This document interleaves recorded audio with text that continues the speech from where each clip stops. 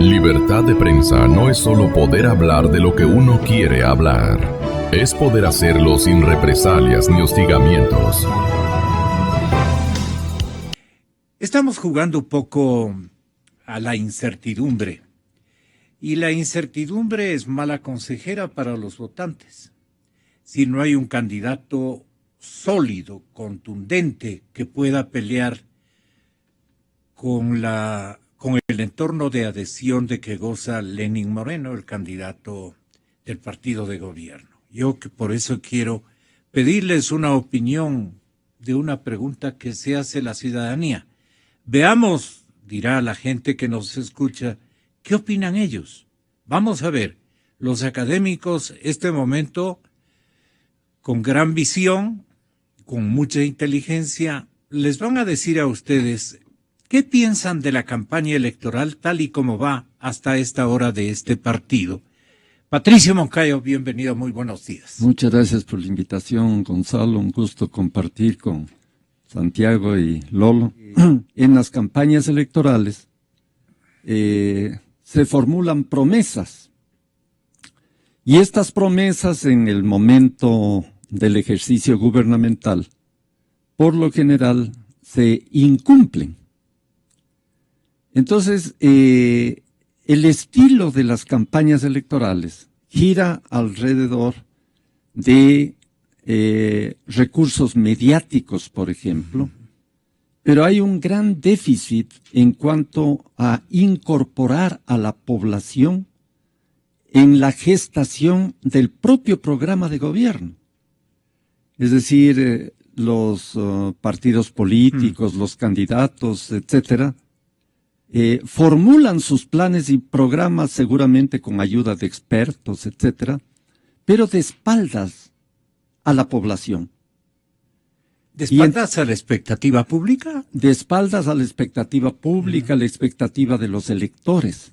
Yeah. Los electores terminan siendo objeto de las campañas, pero no se incorporan en la campaña. Entonces, eso ha advertido usted en estas campañas. En estas campañas, exactamente. O sea, lo que suele ocurrir en las campañas electorales es generar expectativas, pero no se establecen compromisos de gobierno, por ejemplo, con los distintos sectores sociales y políticos. Eso hace que cuando un presidente llega al poder, efectivamente carezca de un programa de gobierno práctico. Y entonces comienza, digamos así, esa disociación entre lo que se dijo en la campaña electoral y lo que posteriormente se hace en el ejercicio del gobierno. Entonces, en la campaña electoral yo advierto que hay una disputa, digamos así, entre aspirantes a la presidencia de la República, una disputa, digamos así, propiamente política, de espaldas a las grandes problemas y grandes necesidades de la población. Entonces, nos encontramos, por ejemplo, con el tema de las alianzas, con el tema de buscar votos, de adherir, digamos así, electores, de adherir respaldos, pero se trata de un juego, digamos, muy circunscrito a las élites políticas, pero no necesariamente es un juego que involucre a la población en su conjunto, a los sectores sociales, a los ciudadanos. Entonces, esto es lo que determina lo que Gonzalo llama muy bien el tema de la incertidumbre, porque esa población que no ha sido tomada en cuenta en el proceso de gestación del programa de gobierno, en las alianzas que se establecen, etcétera, tampoco, digamos, está muy definido, muy claro, respecto de por dónde ir. Exacto. Y entonces pueden haber pronunciamientos inusitados en la etapa, digamos así, final de una campaña electoral, porque la población no encuentra respuestas a sus problemas, a sus inquietudes, y por otro lado, no se le toma en cuenta a la población tampoco para gestar compromisos de cogobierno respecto de los problemas que más le afectan, que más le duelen. Entonces, en este juego político muy circunscrito a los actores políticos, no permite un robustecimiento de la democracia, porque la democracia supone un proceso de incorporación de los más amplios sectores de la población a la política. Entonces hay una suerte de ausencia de esos sectores sociales en estos juegos que son muy cupulares, muy micropolíticos. Entonces yo advierto que en esta campaña electoral no se ha logrado vencer ese déficit en nuestro país. Y nos hemos quedado los integrantes de la clase media muy molestos con los primeros informes que se edificaron aquí en el caso de Márquez y de Informe Confidencial. Estas dos agencias le dijeron, miren, la gente no quiere cambiar, la gente va a votar por los mismos, prácticamente es aquello. No obstante que hay una trifulca interna en el partido de gobierno y que hay una disimulada competencia de liderazgo entre el primer binomio precisamente de esta revolución ciudadana. Lolo Echeverría, bienvenido, buenos días. Muchas gracias, Gonzalo. ¿Por qué quiere mantenerse la gente, especialmente el sector popular, con la revolución ciudadana? Nos averiguamos cuando encontramos las encuestas que decían que sigue la prevalencia del partido de gobierno. Me parece que es una cosa muy natural cuando hay un gobierno populista que tiene unas políticas que son paternalistas, que construyen electorados duros, y lo que tiene el gobierno en este momento es precisamente ese sector muy duro que ha sido el beneficiario de esta política populista durante 10 años.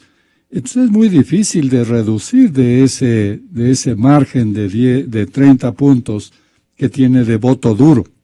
Pero asimismo tiene un techo impenetrable, difícil de perforar. Y entonces por eso es que lo que tenemos en este momento es un candidato en posición adelantada que tiene que, como meta, completar esos puntos que necesita para llegar al 40%, pero tiene un techo impenetrable. Y 3 candidatos de oposición que están empatados. Es un empate técnico, es decir, que el margen de error de las encuestas es superior a la diferencia que hay entre los candidatos.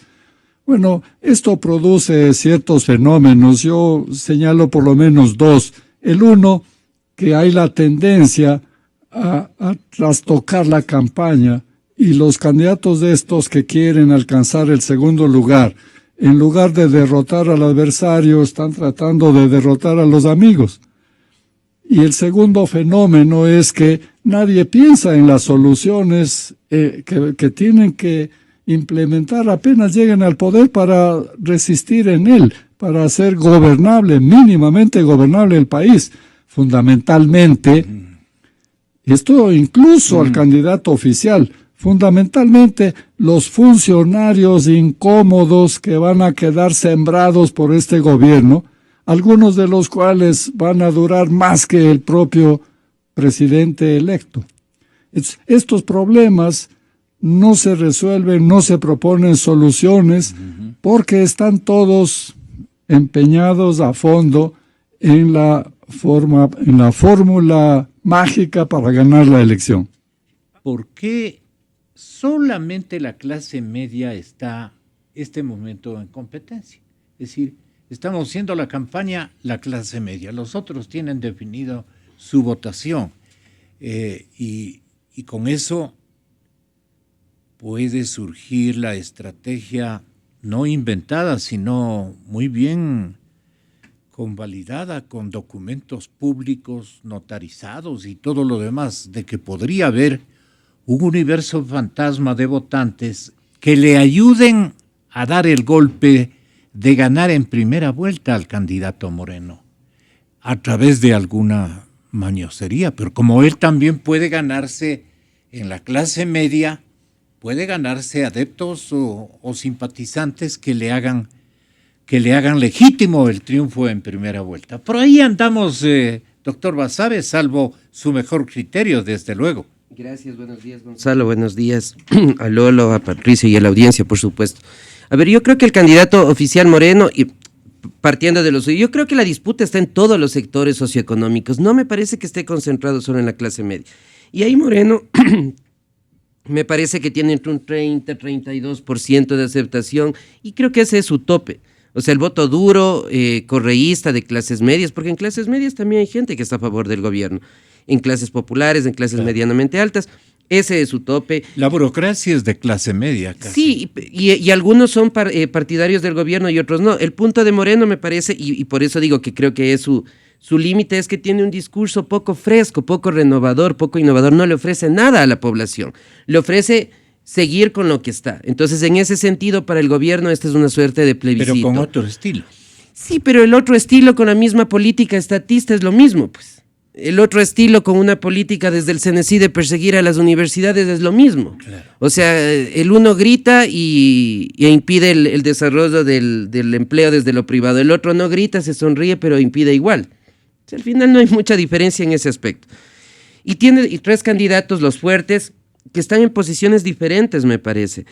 El candidato Moncayo, que empieza muy bien, que arranca bien, que saca un espacio importante a partir de su propio prestigio personal, de su transparencia, de su idoneidad en lo militar y en lo público, pero que empieza a mostrar una deficiencia muy seria en el sentido de plantearle al país una opción distinta al correísmo. Porque lo que plantea Paco Moncayo no es algo distinto al correísmo, es algo medianamente distinto al correísmo. Y hay mucha gente que está esperando un cambio, y un cambio importante, y creo que Paco Moncayo pierde mucho en ese sentido. Y la alianza con Centro Democrático creo que fue una muestra clara, absolutamente. Un equívoco del general. Pero el señor Jairal, el día mismo que se lanza a la alianza, dice: mi respeto y mi aprecio invalorable y por siempre al presidente de la República y a la Revolución Ciudadana. El mismo día. Entonces creo que eso termina generando una candidatura que ha tenido un ascenso, pero que tiende a estancarse y eventualmente a descender. La otra es la candidatura de Lasso, que tiene una votación que ha llegado, me parece, a su tope, que es 22 puntos, un candidato que ha sido abiertamente opositor, y que creo que esos 22 puntos le podrían ser más que suficientes para llegar a una segunda vuelta electoral. Y la tercera, que es Cynthia Viteri, que, tomando una decisión inteligente en términos políticos, me parece, se separa de Ramiro González, para no generar estas tensiones ideológicas, que la gente sobre todo vea. La gente lo que está diciendo es: si usted es partidario del gobierno, vótele a Moreno, pero si usted está en contra, entonces no se alíe pues con los que estaban con Alianza País. No digo que esté bien o esté mal, pero eso le está diciendo la gente a Cynthia Viteri, me parece, y por eso toma esa decisión. Y esa es una candidatura interesante, porque con un buen manejo en los 2 meses que viene podría subir, y podría subir incluso, me parece, hasta niveles cercanos a los del señor Lasso. Y luego tenemos ya las candidaturas menores, la de Dalo, que me parece es una candidatura interesante también, remozada, podrá llegar a un 3, 4, hasta 5%. Yeah.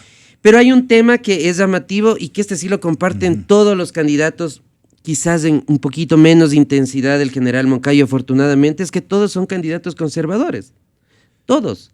O sea, los valores en términos de apertura a las diferencias, a las diversidades, no existen. Yeah. Colocar mujeres en los primeros espacios no existe en ninguno de los casos. Ojalá el general Moncayo tome esa decisión, aunque parece que uno de sus posibles vicepresidenciables es hombre. Pero en los otros casos no existe, ni en el gobierno ni en la oposición. Tener una visión clara, frente a la diversidad sexual, por ejemplo, frente al matrimonio del mismo sexo, frente a la adopción, no existe ningún candidato. Y eso en la población joven es importante. La población joven ha cambiado en términos de valores, es mucho más abierta, mucho más progresista, y los candidatos no interpelan eso en ningún sentido. Pero las redes sociales, ¿para qué ha servido en nuestro país? ¿Para qué ha servido en este planeta? Hay necesidades de que nos preocupemos de esos vehículos de comunicación. Yo creo que se advierte un ejercicio más directo. De esto no hablan los candidatos. De la ciudadanía, ¿no? Están hablando de los años 30. Claro. Justamente, Gonzalo, a mí me parece que en esta campaña electoral, hay dos ajustes de cuentas con el pasado.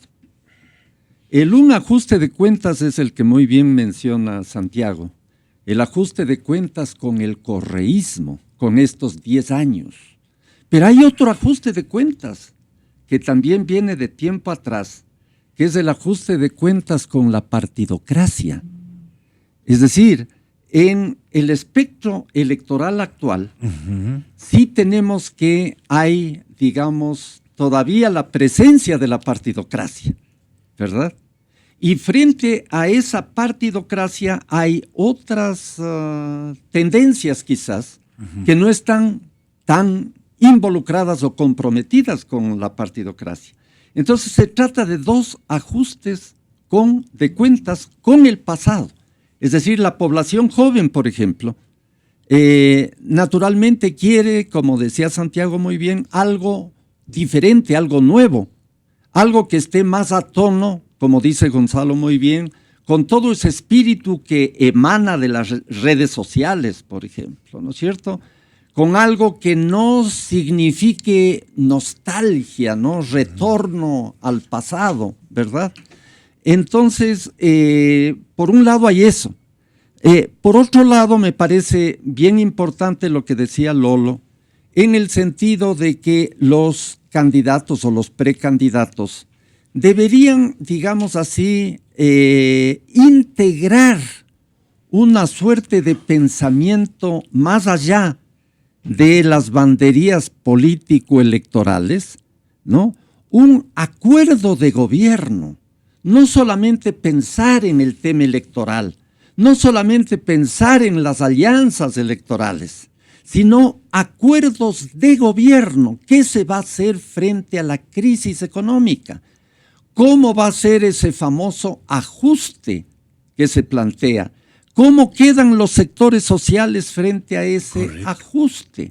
Es decir, ¿de qué manera se puede, digamos, llegar a un acuerdo, por ejemplo, de gobernabilidad entre estos tres sectores de la oposición? Porque efectivamente, como decía Lolo, si es que en la oposición cada uno de los precandidatos pretende derrotar a su rival en la oposición, pero olvida de quién es el verdadero adversario. O la primera vez que ahora premien con su votación o con su voto, premien a los más capaces, a los más instruidos, a los que tienen otros planteamientos, que se familiaricen y se acerquen más a nuestras nuevas generaciones o algo por el estilo. Bueno, hay temas que son fundamentales para la juventud y que para los otros sectores no tienen importancia. Por ejemplo, el tema ecológico es un tema de la juventud.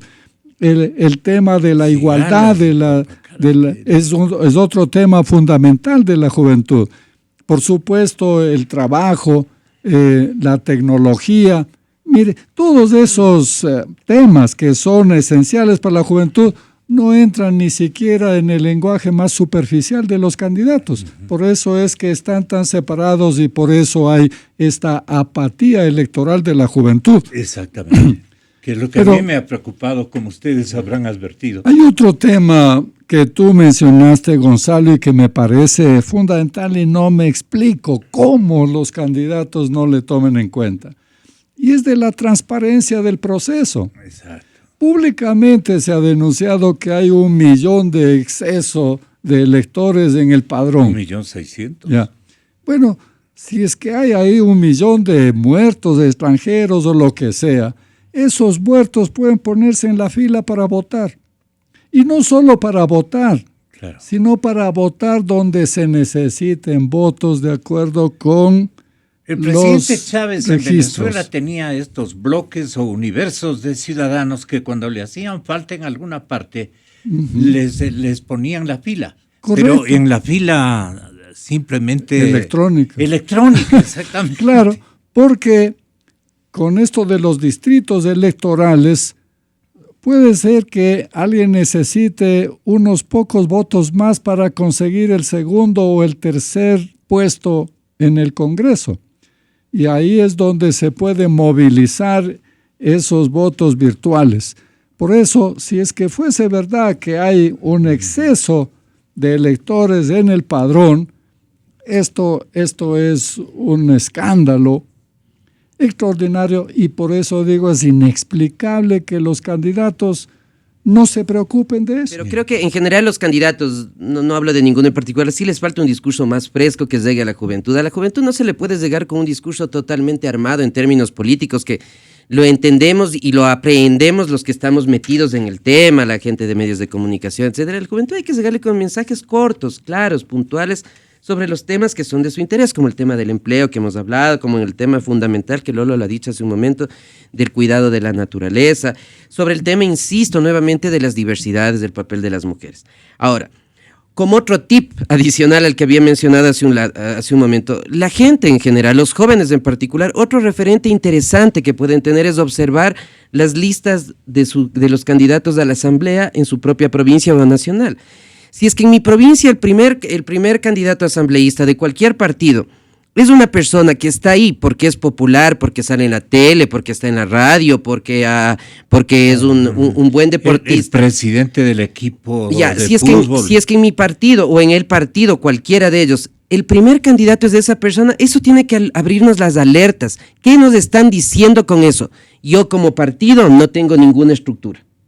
Y como no tengo a nadie que haya generado como cuadro político, tengo que recurrir a esta persona que evidentemente tiene muchísimos valores, que evidentemente tiene muchísimas aptitudes y destrezas, pero que no ha hecho política, pero que como la gente ya le conoce, le va a votar más. Si vemos ese tipo de candidatos en los partidos, eso nos está diciendo que ese partido no tiene una estructura. No es necesario que nos digan los líderes políticos cualquier cosa o que nosotros digamos cualquier cosa. Eso cada una de las personas es lo suficientemente inteligente. Valoren eso y asuman si van a votarle a ese partido o van a votarle a un partido donde el primer candidato a diputado es una persona que ha hecho una trayectoria política, que está en los espacios. Esto de cara en una cuestión más cívica, digámoslo así. Y por otro lado, creo que la gran particularidad de esta campaña electoral, y hasta el momento, pensando hasta el momento, es que las cosas no están definidas. Y va a depender de cómo se muevan estratégicamente los candidatos en términos del discurso, del mensaje, de aquí a los 2 meses siguientes, para que esto termine de decantarse, sobre todo entre los 3 candidatos que irían medianamente emparejados, ¿no? Yo creo que Moreno va a ser muy difícil que baje tanto para no pasar a la segunda vuelta. Eso es poco probable. Pero sí, el afianzamiento del discurso del señor Lasso, la posible crecida eventualmente de Cynthia Viteri, si es que tiene un discurso inteligente, si es que tiene un discurso de mayor apertura, si es que explota el hecho de ser mujer, que eso es fundamental y que, insisto, ningún candidato ha considerado el hecho de las mujeres en sus binomios. Acaba de zaparse, dicen los pelagatos de Ramiro González. Y eso también es interesante porque eso da cuenta que la gente está buscando coherencia en las candidaturas. Si es que yo tengo una candidatura, pero me parece que sí, si es que yo tengo una candidatura de Alianza País y todas son personas que vienen de los gobiernos de los 10 años, está bien, pero están en la misma línea. Y si es que tengo una candidatura del Partido Social Cristiano y todos son de oposición y son social cristianos, nos guste o no, está bien. Y Cynthia Viteri creo que está dando ese mensaje. Y creo que, al contrario, ese es el mensaje equivocado que dio el general Moncayo. al aliarse con Jimmy Jairala, Claro. porque Jairala estaba Completamente representando al revés, una ¿no? posición La una contradictoria. se zafa, el otro le invita. ¿Y eso a qué nos lleva? A decir, la posibilidad de un candidato de oposición único no es viable, y está bien que no sea viable, porque yo no puedo pensar al señor Lasso en una candidatura conjunta con el general Moncayo, porque piensan distinto, no estamos valorando si para mejor o para peor, no, sino que son candidatos diferentes. Y algo que adicionalmente estas elecciones, a diferencia me parece de las últimas también es interesante, es que nos posiciona visiones políticas y del mundo distintas. La del correísmo, en la línea en la que está, y la de la oposición en la línea en la que está. Y la gente, yo creo que hoy por hoy, tiene al menos 2 o 3 opciones en términos de decisión, entre las cuales puede elegir y que le va a marcar vidas distintas. Y para finalizar nuevamente a los jóvenes que dicen, no me interesa la política es fundamental para tu vida. No, que me guste la política no quiere decir que vayas a la asamblea o que vayas de candidato a alcalde, que vayas a candidato a prefecto. Observa lo que hacen los políticos como el efecto directo en tu vida, en lo que vas a hacer en términos de trabajo, en el tipo de relación que vas a tener con tu familia, en el tipo de relación que vas a tener con la sociedad, en qué tipo de sociedad quieres vivir. Hay que interesarse en la política y hay que ejercer el voto de forma afirmativa por el candidato que quieran, pero de forma afirmativa. No votar blanco, no votar nulo, porque eso puede llevar a consecuencias graves para el país.